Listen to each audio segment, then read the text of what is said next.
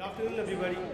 Thanks, everybody, for coming to this panel on changing face of entrepreneurship. We have a great panels here, and to start the panel, we have our moderator, Peter Rellan, who is the founder and CEO of UWeb Incubator. So I'll let Peter come here and introduce the panelists. Thank you. Thank you.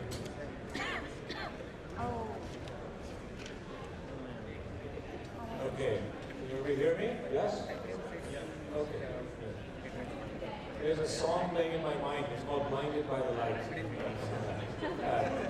You might be able to see us very well. We can not really see you well because the lights are on us. But so if we aren't able to, we're gonna save about 10 minutes at the end for Q&A. So at the end, if we cannot really see you, just make sure you raise your hand if you'd like to ask a question. Okay, so I'm Peter Rellan. I've been running an incubator in Silicon Valley for the last 8 years, and it's called UWeb Incubator. Today I have the pleasure of hosting a whole lot of experience on this panel. Everybody here in the panel is an entrepreneur, except one is not dressed like one. Can you guess who that is? So I'll start with the introductions.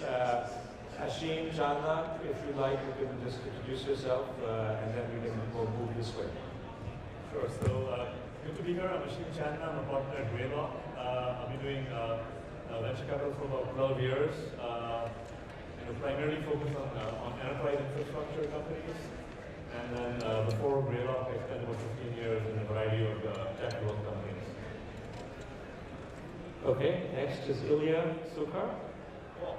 Hi everyone, my name is Ilya. I'm a founder. I started a company called Parse about 4 years ago. We make cloud services for mobile developers, and we've been running it for about 4.5 years now. We sold to Facebook 2 years ago and have been one of these semi-autonomous acquisitions of Facebook's. I also spend time, part-time at Y Combinator doing investing and advising in companies that come through our program. Cool.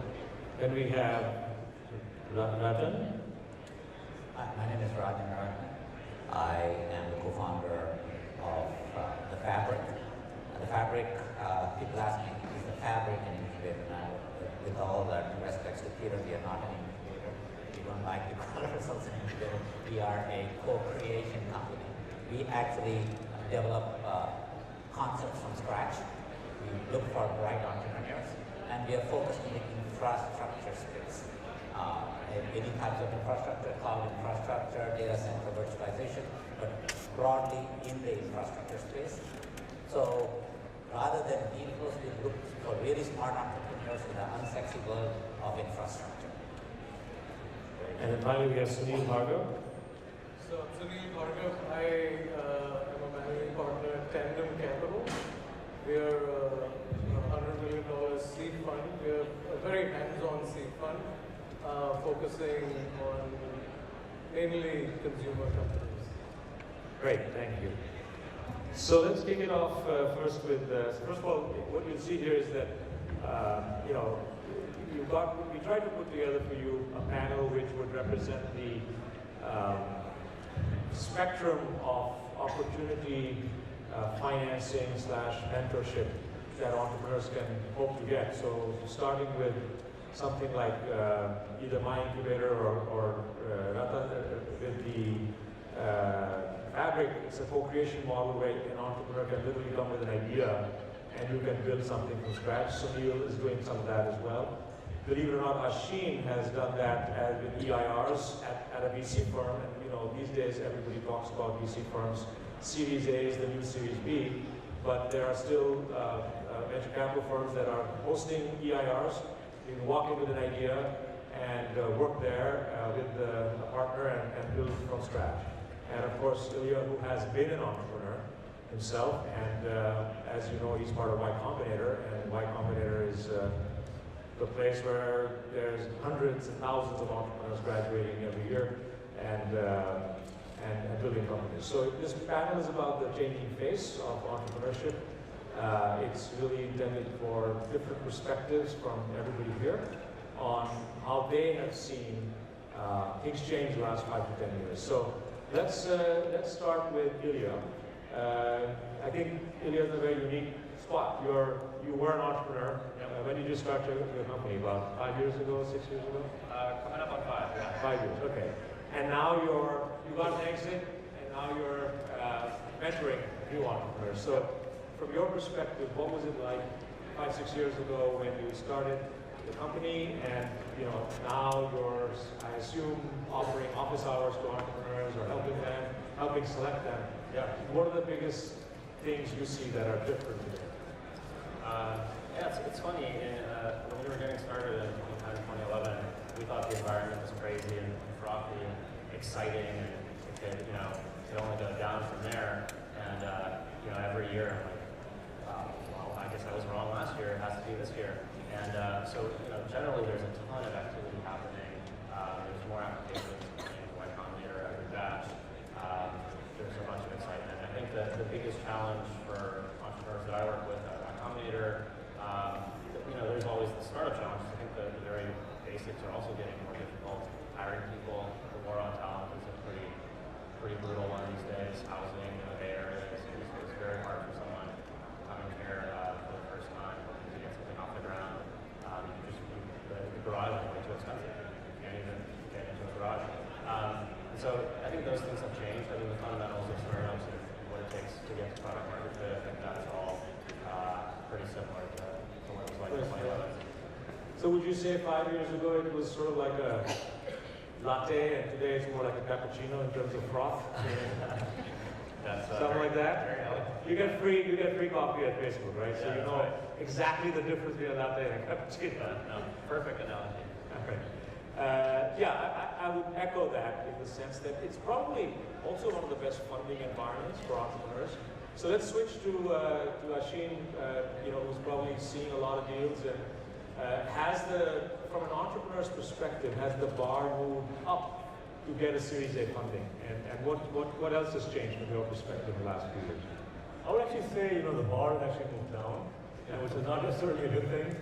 I think most of us here realize this, but Silicon Valley is just flush with capital right now, right? Because if you take the public markets and you see the number of new companies that have been created in the last 10, 15 years, the amount of disruption that's happening, and the way some of these companies are growing and ultimately being valued, right? So it's just basically creating the next level of opportunity and enthusiasm, the investor side. So it's probably never been a better time to be, to go and raise funding as an entrepreneur.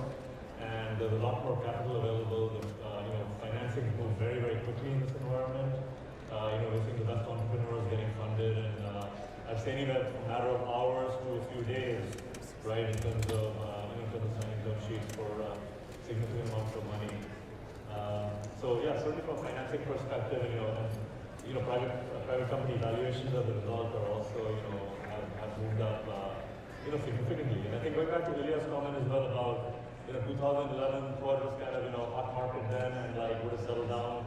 I think on the venture capital side, we've all been thinking that as well, that, hey, when does this end, right? And when do we revert back to kind of some sense of normalness? But it seems like as the quarters go by, at some level, this is almost like the new normal right now. And though I think a lot of people would say at some point it will revert back to being some level. So Interesting. One of the things I've noticed is these days, if you're an entrepreneur, including the entrepreneurs that we help, you can send them to somebody like you, Ashin, or somebody like you, Sunil. The first thing they say is send me the metrics. That's something different, isn't it? I mean, it used to be that it was a metrics-driven sort of thing, but I've never seen such a focus on metrics as just a fundamental, almost before the idea. It's like, I really don't care what it is that you're building, just send me the metrics, because if the metrics are like this, up and to the right, and I think, Ilya, you have some experience with that as well. What's your comment on that?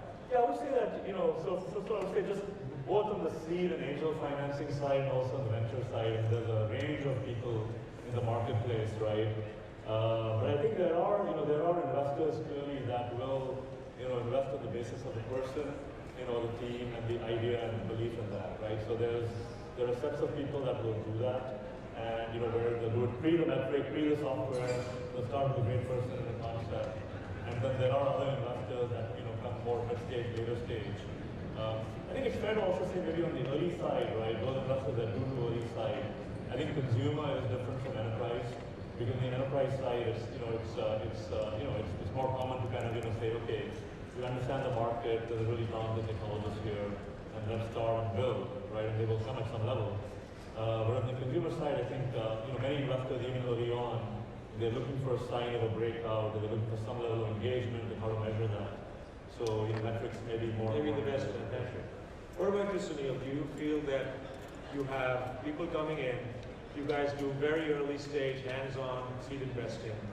Is the requirement coming in to, and you're doing consumer, a lot of B2C as well, right?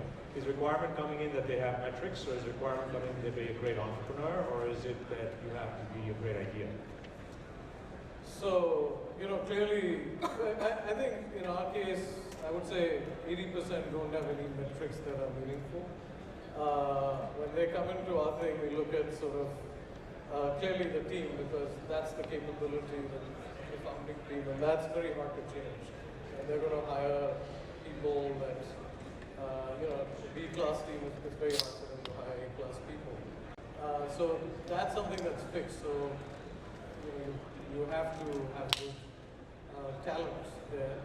And then, what are they passionate about? We get hands-on, so what they're passionate about has to resonate with us. We are very hands-on, we get very involved with the companies. You don't want to kind of pivot away from their passion, and we need to share that passion in some sense, and they need to, in some sense, infect us with their passion. So that is, I think, key. And then what we do is we try to find the market, and when they exit our program, they need to have metrics. Because I think it's very hard to convince the next set of investors to invest with just passion and the team. At that point, now you've got that one shot, you need to kind of go ahead and So you've been doing this now for several years, right? You have Tandem 1, Tandem 2, now 3. Do you see a difference in the level of sophistication of today's applicant and today's graduate from your program compared to, let's say, 7, 8 years ago? Because I think one of the things that you've seen is incubators, accelerators, which like YC has done a fantastic job, is certainly educating the entrepreneur how to be there's a lot of lessons in entrepreneurship. If you look at people coming into our programs 7 years ago versus today, I've seen this difference, and some of the times you're not sure because, and Ilya, later you can comment on that, because I think they're almost being trained to show amazing metrics and amazing packaging. I think they're very well polished entrepreneurs today. So Sunil, do you see the difference from your first entrepreneur you accepted to today's people? I think on the metric side, not so much. Actually, what's happened is with all the activity and sort of the blogs and the reading that you can do, plus the fact that you can fill a form online, you don't need to know it, we'll introduce you to B. The number of applications that probably all of us get is crazy. And if you take the average of that, the entrepreneurs are actually way worse than the ones that we used to see previously, because everybody is an entrepreneur. Anybody who has an idea Can now go to some place. yeah, that they can apply, right? And we actually do look at all of them. We might look at them for like 20 seconds, but we do look at them. You built a Tinder style app? Yeah, that's what Yes, no. But what we do find is that now, previously, like when we started Tandem in 2007, it was pretty much about the product. You had to have sort of a product that was in some ways revolutionary. Now you need a product that is, unique and differentiated. But the thing that's going to make or break your company, at least in our space, which is more sort of direct to the user or consumer, is where is your innovation on the channel side? What's changed in the last 5 to 10 years is that, one thing, when I started, the cloud had just come about, and it's what it started with open source, it come full circle with the cloud, and now building your product and getting in front of the users became very cheap and quick. So you could build applications. I think Ilya's company Pars accelerated that even further. You have lots of services today that are great building blocks that let you build stuff very quickly and cheaply. But then in the last 5 years, what has happened is that online marketing has really hit its stride. The amount that Facebook and Google and some of these other places know about me is more than I know about me. I might have forgotten that I was looking for this, 3 months ago, but Google hasn't.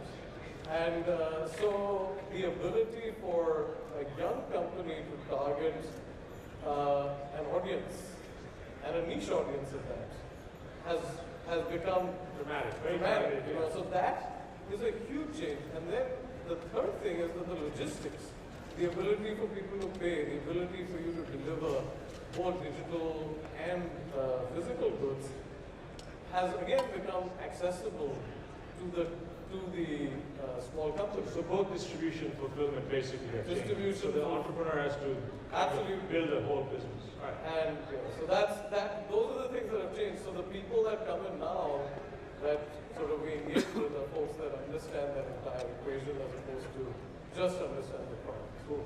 So I'm going to come back to you a little bit, but you are in a very specific area of entrepreneurship, right? Do you see, the infrastructure, both Raj and Ashim actually, companies that were the darlings of Silicon Valley, Cisco, for example, today is viewed as, has been, kind of a has-been, although I think John Chambers gave a speech, and I'm sure, he's got great plans, but from an entrepreneur's perspective, is that still an exciting space? Are you guys seeing the next generation, and I'll come back to Ashim on Palo Alto Networks and how it's used, but Yeah, well, the fact that there are a lot of people, as Sunil mentioned, that are deploying applications in the cloud, has clearly created, I think this is what a trickle-down effect into the infrastructure space. The infrastructure space that the very reason we formed the Fabric was that infrastructure itself, yes, Cisco's of the world and Juniper's of the world are no longer considered the bleeding edge. But the fact of the matter, who would have ever thought Amazon was competition to Cisco?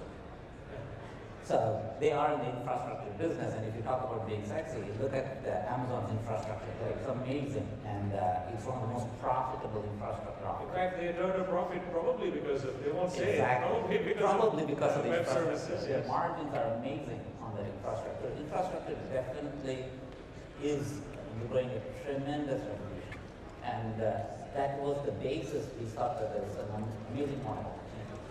On the infrastructure, though, the thesis is, if you look at Amazon Web Services, and maybe Ashim, you have something to say on this, that if you're going to be the scale player in the cloud, because it's so commoditized, it's becoming like electricity, it's becoming like water, that if you are the scale, low cost, I think last year I wrote a small guest piece on TechCrunch on why Google lowered their prices by 85% in the cloud wars.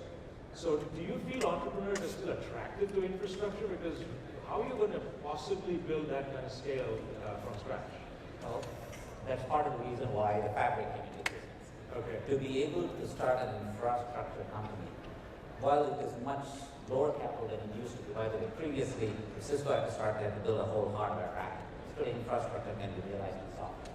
Right. And even the delivery mechanism, how you consume it, is now like a service. No longer do you install an expensive piece of thing. You can just go on the web, subscribe to a firewall, and the firewall magically appears for your office.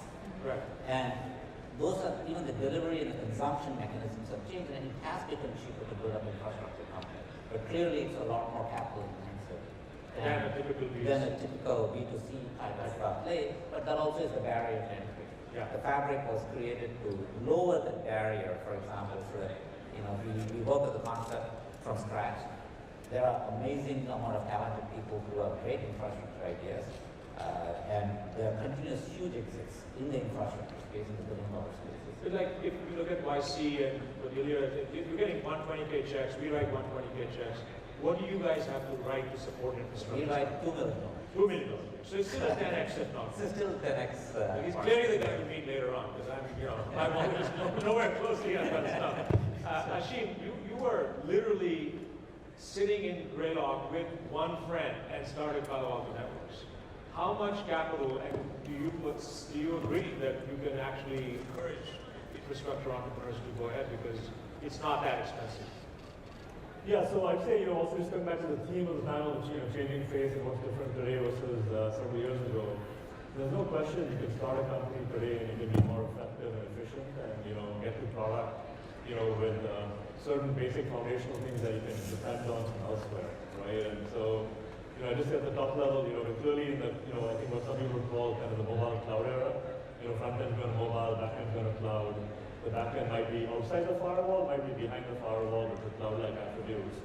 And this is just, I think, fundamentally changing everything, right? It's a decade-plus long secular journey.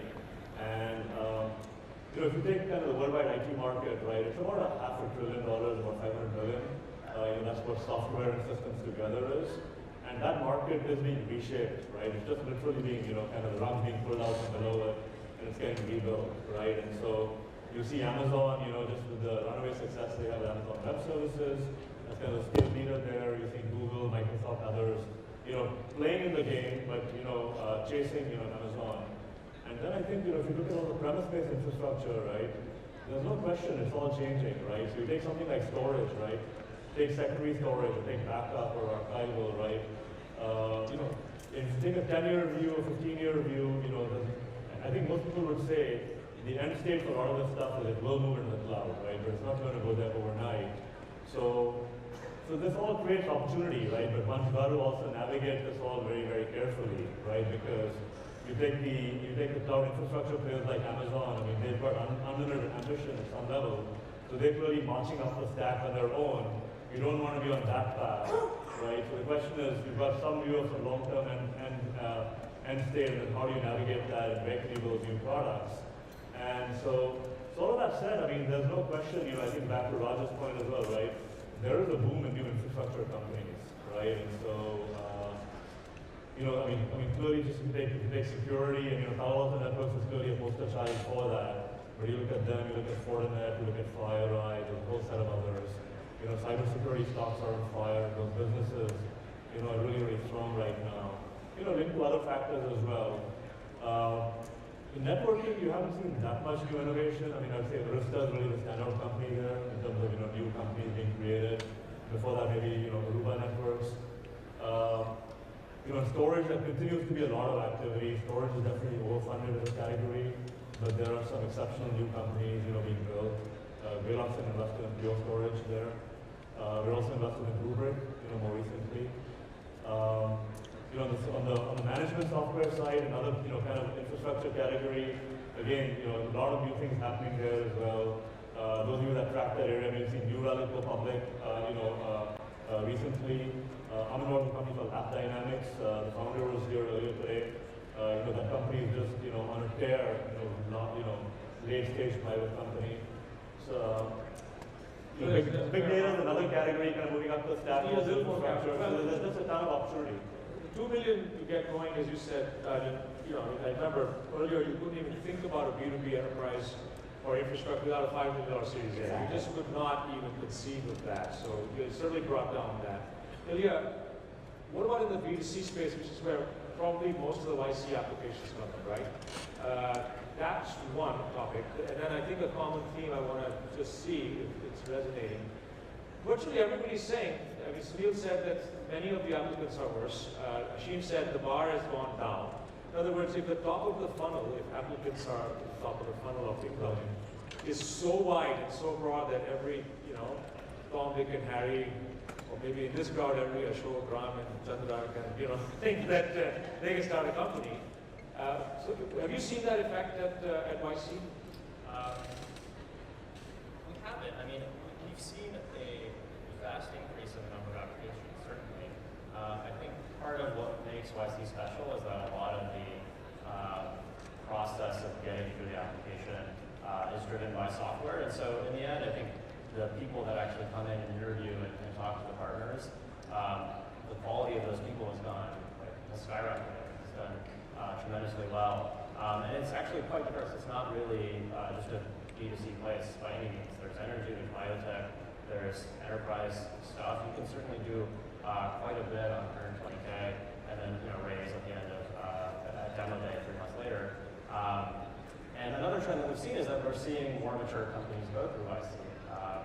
And so you'll see people come in and have raised the money and have traction. And actually to a high enough degree that we recently announced this thing called the YC Fellowship. It's sort of another program to address the folks that don't have metrics to show yet, that don't have a product built out yet, that are at the idea stage. This is something that YC has classically been known to fund, but as the quality of applications skyrockets with the number and the quality skyrockets, when you're comparing someone with a lot of traction and a product versus someone who's just getting started, you kind of pick the former typically. But YC is very conscientious of trying to get back to what I think made it special in the early days, which is funding the people who are just getting started. So the YC Fellowship is just 12 grand. You don't have to move to the Bay Area. You can be remote, and you can still get advice from the partners and be part of the community. And so, Sort of get ready for you can then further apply back. yeah. So we don't take any equity. It's like 12K. It's basically free money. It's literally That's writing a check. fellowship. Yeah, no obligations whatsoever. We would hope that these people end up applying to YC if their product gets somewhere. And so this is the sort of thing that if I were me of 2011, that's what I would go through. I don't think at this point I would get to get through YC because I started with just an idea and just myself, sitting in my apartment writing code. Yeah, that's it. So I think one key takeaway out of this is that there are a lot of entrepreneurs. I get a lot of applications from India, from all over the world, and it's very clear that they are much more like the YC Fellow application versus you're ready for a program. So it looks like there's a lot of resources coming available for people who don't even have an app. We will occasionally take somebody with an idea but nothing else, or don't have a product. But we'll be very, very selective on the team and the quality of the entrepreneur. So last topic here, and then we'll take some Q&A. Do you guys believe that Sunil's argument, so Sunil's point was, not only does today, even if you look at Google, really, for those who don't know story of Google, it was very much, this is a better mousetrap. We're not going to spend a dime on marketing and let the world come to, if you build it, they will come. And that's always been a Silicon Valley sort of build a better mousetrap. Sunil made a point that today's entrepreneur has to be better at understanding the distribution strategy as well as the fulfillment/delivery, because a lot of stuff opens over the cloud, the payment mechanisms. So maybe we can start with Rajan. Why don't you, when you look for today's entrepreneur, let's talk about that. Do you think that this is a big difference? Not just a better mousetrap, but a whole plan sort of for business. Oh, absolutely. That's part of what we do, is to help establish the whole plan. You'll still take in an entrepreneur who has a better mousetrap, but your graduates have to have Yeah, graduates have to have a good market. For example, the services have to be, the network functions can be consumer services. Previously, you would buy something, install it on your, today you can subscribe to it. The understanding of how to get to the customer and how do you deploy this or how do you consume this has dramatically changed. And it is no longer just even in the enterprise world, there's a consumerization in the enterprise. There's a consumerization, right. And how you easily consume it, how you can easily provision it. You have a company, and shamelessly I'll plug it for Velotar, which has done extremely well. But it is the ease of consumption. Ease of your admin should be able to consume a technically sophisticated network function.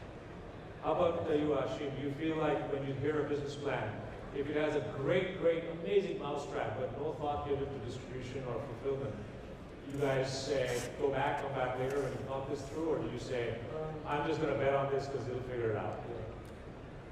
So clearly in order to build a business, you got to have a go-to-market strategy. And if you don't get that right, you're not going to have a business. Also, if you look at most growth tech companies, once you figure the product out, if you look at a growth company, most of the expenses in sales and marketing for most businesses. And the really great businesses figure out how to get the right leverage there, and then that leverage kind of drives through the operating line and operating leverage, and eventually into kind of cash flows. So yeah, I mean, I would say distribution is really important. Do you ever found a pure idea that's so amazing? I think what we do primarily is, and what I've primarily done personally is, initiated companies with one or two people. And usually the people we initiate with are initiating with world-class technologists. And those folks, often don't necessarily have that understanding. So if you saw the Series A decks of which we write, very large checks, you might actually be surprised to see the business part of that, those decks, sometimes is very, very incomplete, right? But in those cases, we have the knowledge of the market, and our job really is to work with the entrepreneur, help recruit the team. Once the product is ready, right? We'll work, in partnership and go find the best marketing and sales people and build that team, right? So. What about you, Leah? What are you seeing in YC companies? Are they pretty well-rounded, or is it good that they will come kind of ideas? I mean, I think they come in all forms. I think YC and myself, the people that are sort of part of it, we're all more or less of the opinion that you can learn distribution, you can learn to sell, you can learn to market. You need to have some personal characteristics that make you willing to take an advice and able to put yourself out there and figure things out. But at the end of the day, the technology is really what matters. It's the science or the engineering that really matters. And I think it's a little bit unfair to call Google a better mousetrap. I think it's a much better mousetrap. And I think that whatever has changed. I got a deal from Facebook, so I was being polite. Certainly things have changed, but at the end of the day, if you build something amazing, you'll find the resources and the way to get it out. But the entrepreneur has to have that sort of evolution ability. You've seen, probably Zuckerberg is the best example of that. Yeah. I think you see this time and time again. People learn. I learned, and that's part of what YC is all about: is getting people together that have something special and getting them, what it takes to round out and have a good picture. You don't need to have it to start. So do you agree the best entrepreneurs are those who can learn the fastest and understand all the aspects, even if they start out with just the mousetrap? Oh, I totally agree. I mean, my point was that there's a lot of change. Like in probably from 2000 to let's say after the .com bust till probably 2007, there's very little change in the channels. You could basically sell to the enterprise. There's very little you could do to sell to the user. And now it's suddenly changed. And it's changing every day. I mean, while we were waiting, we were talking about the messenger, how that's going to change how business is done. And I think it's continuously changing. So having somebody come in who knows that is asking too much. But having somebody who appreciates the importance of that and has a passion to discover how to leverage these changes and play with them is equally important as to the mousetrap. I mean, there were so many, when Dropbox came out of YC, which was around the 2007, 2008 time frame, there were a bunch of companies like Dropbox. SugarSync was one of them, I remember. And they had a pretty nice product. Dropbox had a great product. But I think Dropbox innovation was to basically stick very, very narrowly to something and do it extremely well, and then encourage the virality that they managed to get through how they priced their product and how they gave away free storage and how they made people sort of go through various steps to get more storage so they would understand the product better and so on. I haven't studied Dropbox or anything, but just it showed, they were very interested in how to get it to market, and that's where they succeeded many times over something like SugarSync. Okay, so thanks all guys. Let's first, I think that was a fantastic discussion and they deserve a great applause. So I would be doing disservice if I didn't ask for that. There's a few questions here. I'm going to read them out. When you look at an idea, how important is its monetization potential earlier on? Anybody wanna, this is free for all, whoever wants to take it. I guess Facebook's a good company to talk about that. And Pars too, right? Because you must have gone through that. Yeah, I think, when I think about angel investing or when I look at why should you with that particular company, it's more about sort of the terminal market, what it could be. And many of the best companies don't monetize for many, many years, and they have to reach some scale to get there. So it really just depends. I think in the abstract, I think there's a lot of things getting funded that they're being funded under the assumption that they won't make money for many years to come. And I think that's okay. Yeah, all right. Next one. When do you take an idea to an investor? It didn't say what kind of investor. You can already see there's every level from YC to a hands-on seed fund to a co-creation to the venture. But it says, when do you take an idea to an investor? Prototype before funding? In other words, I think the question is trying to ask, do you need a prototype before funding? So I'll put that to maybe Ashim, because clearly these guys are saying, hey, you don't have to, you're saying with the fellowship program, you don't have to have one. So what about your view, Ben? I think it's actually an interesting question. I would say clearly the answer is no, you don't need a prototype before funding. But I think there is a little bit of misconception that, in order to, let's say, go approach a sandhill firm, you maybe need to have customers or revenues. But the reality is actually, most of the top tier firms on Sandhill Road, they all fund entrepreneurs, sometimes it's not, they fund entrepreneurs from inception. So I would say that it ends up being more, most ideas, don't lend themselves to very large outcomes or large businesses. And the larger firms, are looking for things that can become very, very large. Elaborate on the question. The more important part, especially in the enterprise and personal space, is the market you're targeting is large. If you can convince the investor, you don't necessarily have to have a prototype. In fact, it's very hard to have a prototype. The fabric does enable entrepreneurs to get to a prototype to establish all of this before they go to the Sandhill group, but not necessarily is one way that really drives up the value of the company to raise the money. The more important part being when I came to entrepreneurial world was the company that I got funded, we were just barely 2 months into the startup phase. We had a half-baked product. But there, the fact was the market. Yeah. It was a very large market. It was started selling. Which sort of ties to the first question, does the monetization potential, the size of the market is what matters. Okay, here's a good one. What can people without green cards be entrepreneurs? Yeah. I got my green card in this country. I'm sure that's let me try to answer that. So there are 2-3 ways. There's definitely people I've sponsored who came on. If you have a PhD in some really good topic or a specialist, you can get O1 visa, which is virtually renewable forever, and you can be an entrepreneur. Or, of course, you can if you have some money, there is something called a founder visa, where you can invest in your own startup. So those are 2 I've personally sponsored. If not, become a co-founder with somebody who has the ability to start a company, and then you can get an H1 or something through that. So that one's fairly easy. Here's the last one. I think it's going to be an easy one, so I'll let the panel answer it. Do you hire management consultants to help entrepreneurs succeed?